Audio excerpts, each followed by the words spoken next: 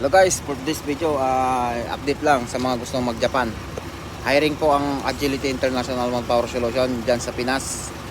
Then hiring po din dito sa Japan yung agency na Sampakura Corporation. Message lang kayo dyan sa comment section.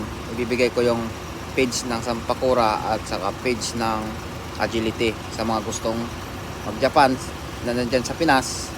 For Agility kayo. Pag nandito naman sa Japan, for Sampakura naman kayo mag-message.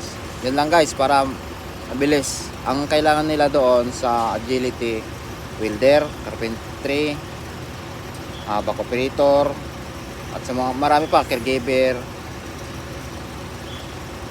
Pangkan guys, papunta dito sa Japan marami. At dito rin sa Sampakura, ang kailangan lang nila, back operator, scaffolder, carpenter, tapos PC concrete.